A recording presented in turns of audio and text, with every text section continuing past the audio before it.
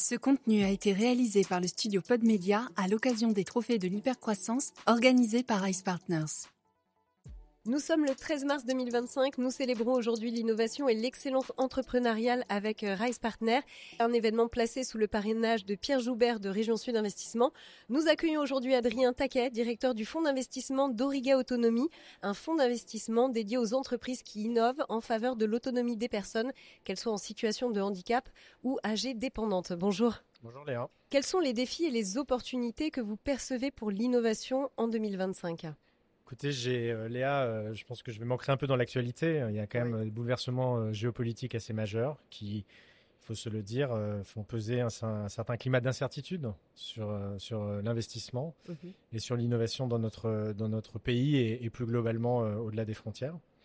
Donc c'est peut-être ça le fait majeur, je pense, c'est ce sentiment un peu d'attente dans lequel se trouvent un peu aujourd'hui tous les acteurs face aux bouleversements mondiaux. Voilà, donc face à ça, je pense qu'il faut tenir bon, faire le dos rond, se serrer les coudes et continuer à suivre la voie que l'on s'est fixée dans ces stratégies d'innovation, dans ces stratégies d'investissement. Comment soutenir justement au mieux les startups françaises dans leur développement et sur le long terme ? Écoutez, il y a deux choses. D'une part, je pense, et là c'est le rôle des pouvoirs publics d'assurer aux entrepreneurs, aux investisseurs, un climat réglementaire stable et visible. Ce dont on a besoin quand on est entrepreneur, quand on est investisseur, c'est d'avoir de la visibilité sur les choses et donc toute instabilité politique, on l'a vu récemment, mais qui donc a des traductions sur le climat général des affaires, sur la réglementation, sont autant d'entraves, de freins à l'innovation, à l'investissement. Donc il y a véritablement un besoin aujourd'hui, je pense, dans notre pays de stabilité et de clarté. Donc sur le court terme, mais c'est aussi la garantie de choses positives sur le plus long terme. Et je pense qu'une fois encore, en ces temps un peu troublés, où il y a beaucoup d'incertitudes, là aussi les pouvoirs publics ont un rôle vraiment d'accompagnement des entreprises, des entrepreneurs.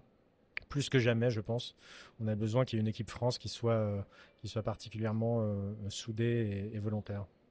Les trophées de l'hypercroissance, quelle place occupent-ils dans votre stratégie d'accompagnement des startups ?